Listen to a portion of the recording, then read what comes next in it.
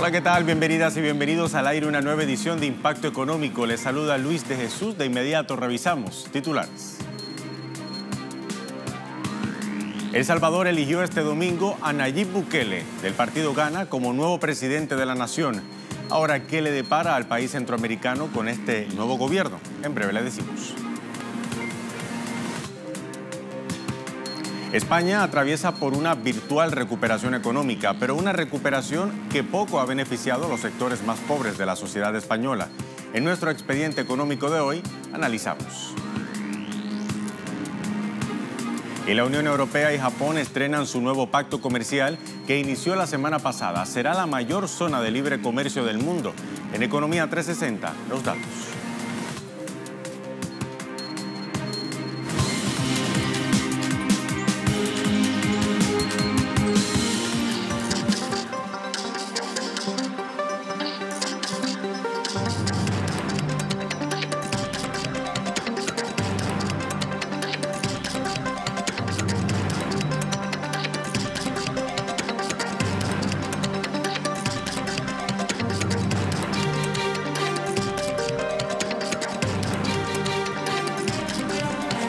¿Qué tal? Iniciamos. El Salvador eligió este domingo a su nuevo presidente para el periodo 2019-2024. Se trata de Nayib Bukele, del partido Gran Alianza por la Unidad Nacional, que ganó los comicios con el 53% del total de votos y evitó así una segunda vuelta electoral. Pero, ¿quién es Bukele y qué retos enfrenta El Salvador de cara al nuevo periodo de gobierno? Aquí le contamos. Nayib Bukele es un político salvadoreño de ascendencia palestina, cuyos inicios en su carrera gubernamental están ligados con el Frente Farabundo Martí para la Liberación Nacional. En 2017 fue electo alcalde de la ciudad de San Salvador. Como alcalde de la capital, sus proyectos emblemas fueron la iluminación de toda la ciudad y la recuperación y remodelación de parte del centro histórico. En octubre de 2017, Bukele fue expulsado del gobernante Frente Farabundo Martí por haber violado los estatutos del partido, motivo que lo llevó a fundar el movimiento Nuevas Ideas y ser parte de la organización Cambio Democrático. En julio de 2018, anunció su inscripción como aspirante presidencial por el partido de derecha Gran Alianza por la Unidad Nacional. De acuerdo al Centro Estratégico Latinoamericano de Geopolítica, su propuesta le valió un sinnúmero de críticas debido a la poca claridad respecto a los fondos necesarios para construir las obras propuestas y por un presunto plagio. Pese a que durante los dos gobiernos del Frente Farabundo Martí se crearon 205,000 puestos de empleo, se aumentó el salario mínimo en 40% y se estabilizó la tasa de paro en 7%, el nuevo gobierno debe ofrecer una política de empleos para la población entre los 15 y los 29 años, donde la tasa de desocupación alcanza el 11,8%. Asimismo, el nuevo gobierno debe seguir realizando esfuerzos para avanzar en la reducción de la pobreza multidimensional, que según la encuesta de hogares de propósitos múltiples en 2017 alcanzaba el 33,4% de la población del país. En 2018, El Salvador logró un crecimiento del PIB de 2,6%, pero al mismo tiempo mantiene una deuda externa de 9.675 millones de dólares, por lo que el nuevo gobernante deberá mejorar la recaudación fiscal y sostener los programas sociales. Y ante las elecciones presidenciales que ganó Nayib Bukele, diversos residentes comparten sus expectativas sobre el gobierno electo, esperando mejores oportunidades que beneficien a todo el país. Yo quisiera que el nuevo presidente que venga dé más trabajo, quiero ver, y que tengan nuevas ideas para el país y no sean las mismas. Como ciudadanos salvadoreños, nuestras expectativas es que el nuevo gobierno, sea quien sea que llegue a la presidencia de la República, pues ayude a dinamizar la economía, a generar fuentes de empleo, que la seguridad sea pues la que reine en nuestro país. Y el gobierno de Honduras está próximo a negociar un nuevo programa de financiamiento con el FMI y buscar una supuesta solución al endeudamiento de la estatal eléctrica del país. Esta semana arribará a la nación centroamericana el coordinador del Gabinete Económico, Marlon Tabora, para reunirse con distintos sectores y dar solución a la deuda de 2.243 millones de dólares que arrastra la empresa nacional de energía eléctrica. El medio local, La Tribuna, indica que uno de los problemas consiste en encontrar clientes para la deuda y para ello se barajan varios escenarios como venderla a entes de pensiones, ofrecerla en los mercados financieros internacionales o colocarla en la banca interna. Asimismo, autoridades del Ministerio de Finanzas aseguran que las decisiones sobre la estatal energética están contra el tiempo, ya que para mediados de abril se tiene programado presentar al Fondo Monetario Internacional una propuesta oficial de negociaciones. Antes de la presentación, el FMI tiene previsto realizar una auditoría a la deuda de la estatal para verificar las cuentas. En otro tema, el gobierno del Estado Plurinacional de Bolivia cumple la estrategia de la transición energética para el parque automotor del país. Actualmente, el 25% de los vehículos del país consumen gas natural para su funcionamiento. Esta conversión sobre el uso de combustible genera entonces ahorros al Estado por 2.100 millones de dólares que iban destinados a la importación de gasolina. De acuerdo a la entidad ejecutora de conversión a gas natural vehicular, cuando el presidente Evo Morales asumió el cargo, Bolivia solo tenía 40.000 vehículos con GNV y ahora el número asciende a 390.000. En enero del presente año, el gobierno lanzó la primera invitación directa a 80 talleres de todo el país para que sean parte del programa de conversión, de los cuales 30 se adjudicaron y 27 fueron observados. La segunda invitación se realizará el próximo 15 de febrero. Nos quedamos ahora en este país altiplano porque la empresa estatal de cimientos petrolíferos fiscales bolivianos anunció inversiones para el mercado peruano. Con el objetivo de expandir negocios en el exterior, la YPFB invertirá más de 400 millones de dólares en una planta de almacenamiento y ductos para hidrocarburos en Perú. La directiva de la estatal boliviana señala que el objetivo es realizar un trabajo óptimo y buscar eficiencia en las operaciones futuras en el puerto peruano de Hilo, con el que Bolivia mantiene un acuerdo para potenciar su comercio a través del Pacífico. En dicho puerto se tiene prevista la construcción de una planta de almacenaje por la que destinarán 100 millones de dólares. También se destinarán más de 300 millones de dólares en la construcción de 262 kilómetros de ductos entre Hilo y Charaña y adecuar 188 kilómetros del oleoducto. Asimismo, las autoridades bolivianas planean la construcción de un poliducto desde Hilo que facilitará la movilización de líquidos desde Bolivia a ultramar y viceversa. Momento de una primera pausa aquí en nuestro impacto económico de hoy. Al regreso revisamos nuestro expediente económico, hablamos de España, un país que virtualmente muestra una recuperación económica, pero una recuperación económica ¿para quién? Esto y más, a la vuelta, ya venimos.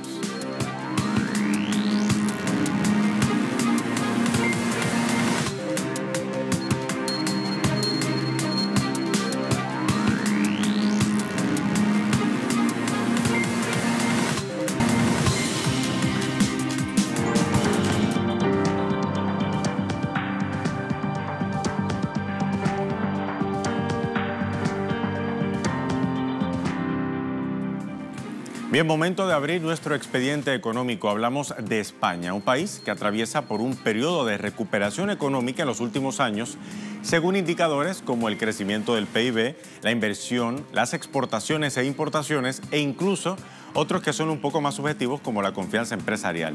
Sin embargo, hay que decirlo, dicha recuperación se ha construido sobre sombras y se ha logrado favoreciendo a intereses económicos muy particulares. Otros informes señalan que la recuperación económica en España ha beneficiado 4 veces más a los grupos de renta más alta que al 90% más pobre de los españoles. El sistema sanitario público no consigue cerrar las heridas que le ha dejado la crisis. La cifra del dinero que se invierte en él puede ser engañosa. Ya se han recuperado los niveles de inversión de antes de la crisis, más de 73.000 millones de euros al año, desde los 65.749 en 2013, cuando tocó fondo. Pero, como sucede con las grandes variables macroeconómicas, esta recuperación aún no ha llegado al día a día del sistema. Indicadores como la lista de espera, el número de camas operativas, los ingresos hospitalarios por problemas de salud mental de la población y la percepción de los usuarios no llegan a los niveles de antes de la crisis. Los datos muestran que la sanidad suponía en 2008 el 6,1% del PIB, que en 2010 subió al 6,7% y que desde ahí ha bajado hasta el 6,26% en 2017. Curiosamente, el gasto por habitante ha variado menos en los años de la crisis, durante los que ha oscilado entre los 1.410 y los 1.577 euros de media que entre comunidades enunciadas. mismo año. En 2018, Cataluña presupuestó un poco menos de 1.200 euros. El País Vasco, casi 1.700. Todo esto ha dado alas a la desregulación de los servicios sanitarios públicos, a favorecer a pseudomercados y o mercados internos, incentivando la presencia del sector privado dentro del Sistema Nacional de Salud, aunque sea a costes exorbitantes, recortando los presupuestos públicos para deteriorar la sanidad pública, estableciendo copagos y fomentando el aseguramiento privado. En fin, segmentando la asistencia sanitaria con un sector privado que atiende a las clases altas y medias altas y estableciendo una nueva beneficencia para los sectores de asalariados con menor poder adquisitivo, parados y pensionistas. Esto, según un informe de la Universidad Internacional de Valencia, ha provocado también 3 efectos a corto plazo: la emigración, el empobrecimiento y el desempleo.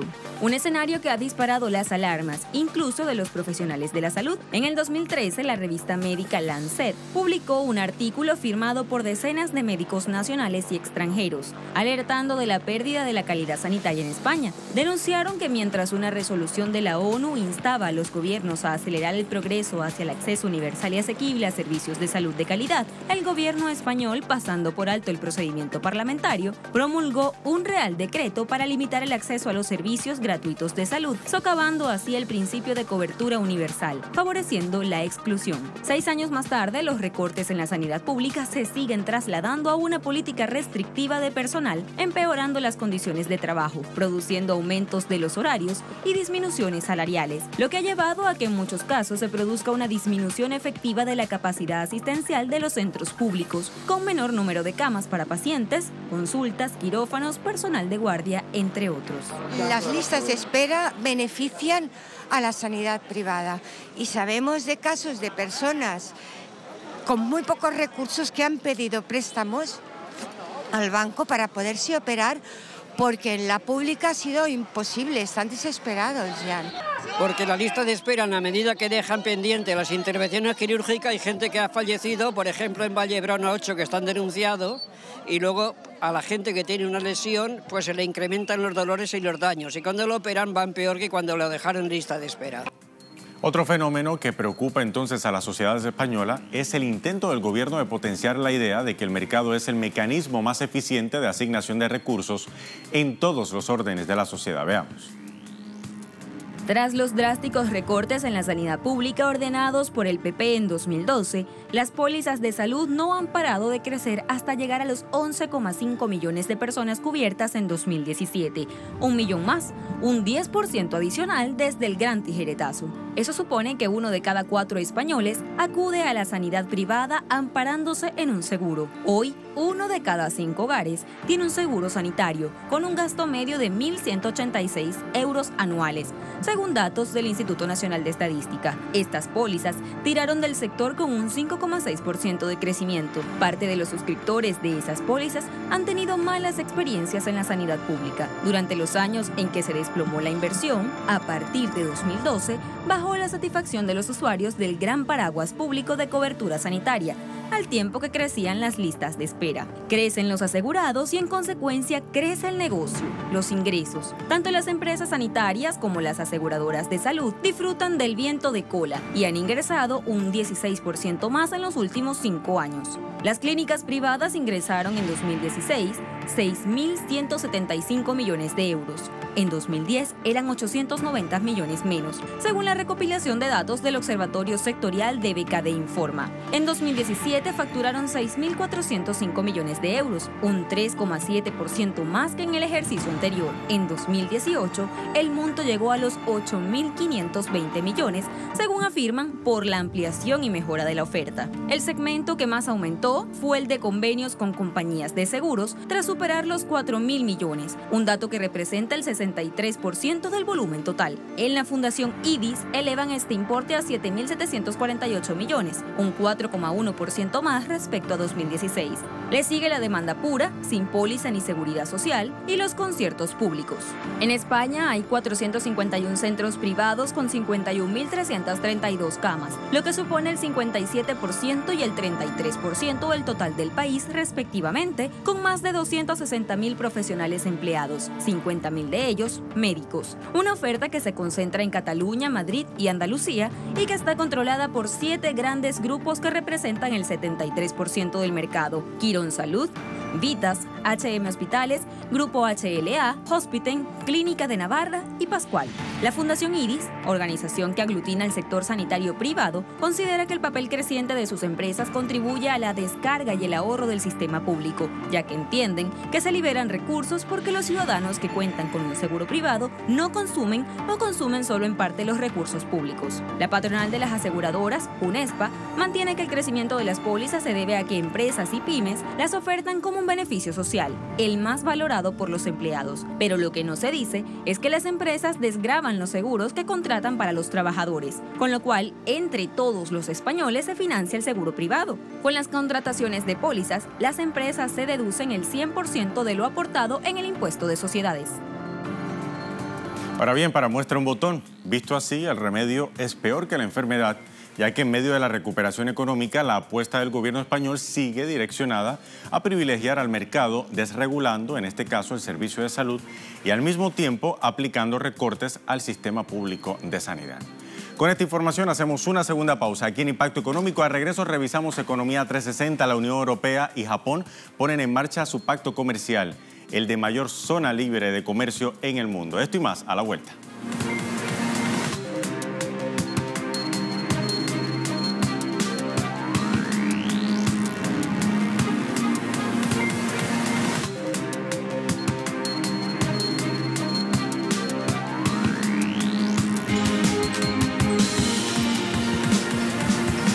Momento de hablar de Economía 360. El acuerdo de asociación económica entre la Unión Europea y Japón ha entrado en vigor el pasado 1 de febrero. Con este nuevo pacto comercial, las empresas y consumidores europeos y nipones podrán ahora beneficiarse de la mayor zona de libre comercio del mundo.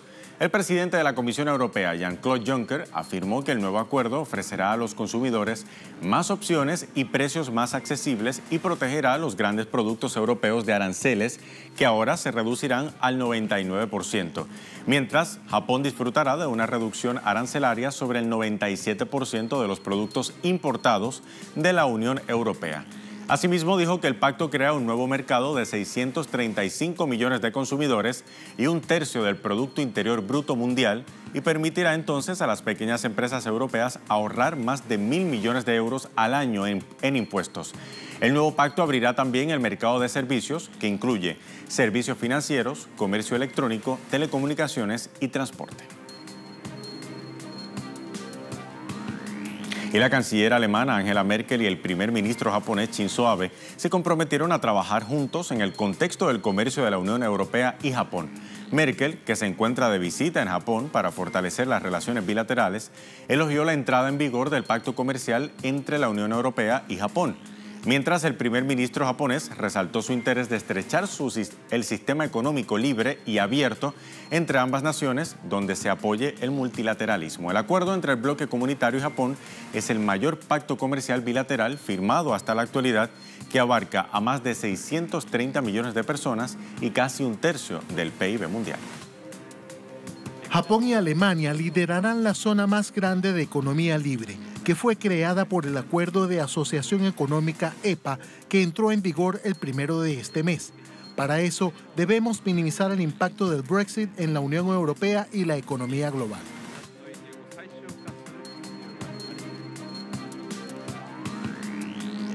Para minimizar el impacto negativo en las empresas japonesas y en la economía global, espero que el proceso Brexit se lleve a cabo en previsibilidad y estabilidad legal. Le dije a la canciller Merkel que esperamos firmemente, tanto la Unión Europea como el Reino Unido, evitar un no trato Brexit. Y cambiando de contexto, la Conferencia de las Naciones Unidas sobre el Comercio y Desarrollo advierte sobre las consecuencias masivas para el comercio mundial si la guerra comercial entre Estados Unidos y China conduce a nuevas alzas arancelarias el próximo 1 de marzo. El organismo señala que el enfrentamiento entre la primera y la segunda economía mundial beneficiaría a terceros países. Un informe de la Conferencia de las Naciones Unidas sobre Comercio y Desarrollo UNCTAD, titulado Las guerras comerciales, el dolor y la ganancia, señala que si la guerra comercial entre Estados Unidos y China conduce a nuevas tarifas arancelarias el próximo 1 de marzo, podría beneficiar a terceros países, entre ellos los que constituyen la Unión Europea, que sería la gran ganadora con unos 70.000 millones de dólares en comercio adicional gracias al enfrentamiento comercial entre la primera y segunda economía mundial. Si los aranceles aumentan a un 25%, lo que ocurrirá es simple: limitarán el comercio de China. Sin embargo, no será efectivo para protegerlas a las empresas nacionales. Por lo tanto, los proveedores en el resto del mundo serán más competitivos a favor de terceros países. La Unión Europea capturará 70.000 millones de comercio entre Estados Unidos, China y Japón. México y Canadá capturarán más de 20.000 millones cada uno. La investigación estimó que de los 250.000 millones de dólares en exportaciones chinas sujetas a aranceles estadounidenses, aproximadamente el 82% será capturado por empresas de otros países. Cerca del 12% será retenido por firmas del gigante asiático y solo el 6% beneficiará a Estados Unidos. Asimismo, de los aproximadamente 85.000 millones de dólares en exportaciones estadounidenses sujetas a los aranceles de China, alrededor del 85% serán capturadas por empresas en otros países. Las firmas de los Estados Unidos retendrán menos del 10% y las empresas chinas apenas alcanzarán alrededor del 5%. El informe emitido por la Conferencia de las Naciones Unidas sobre Comercio y Desarrollo agrega que el efecto esperado de las tarifas de represalia impuestas por los Estados Unidos no han dado lugar a un aumento de la producción nacional, sino que conducirá a un desvío del comercio a terceros países. Asimismo, señala que si Washington y Beijing no llegan a un acuerdo para evitar las tarifas arancelarias, la economía mundial tendría una desaceleración debido a la inestabilidad en los mercados de productos básicos y financieros. Además, las empresas tendrán que imponer costos de ajustes que afectarán la productividad, la inversión y la rentabilidad.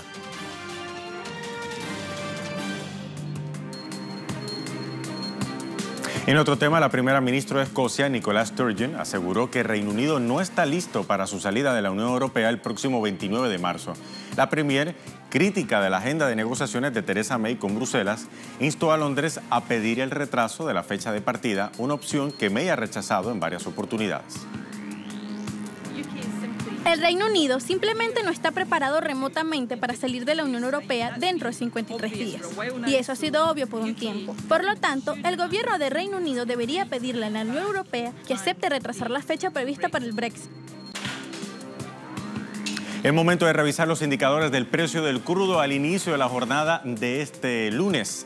Al cierre de la jornada de este lunes, inicio de semana laboral, debo decir.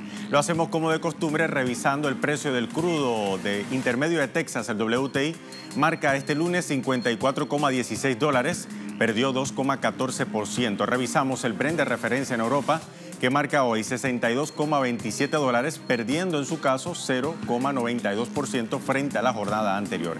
Y finalizamos con el crudo venezolano, marca hoy 374,45 yuanes. Así llegamos al final de esta edición de Impacto Económico. Como siempre, síganos en redes sociales, en Twitter, @TelesurTV, @TelesurImpactoE. Hasta la próxima.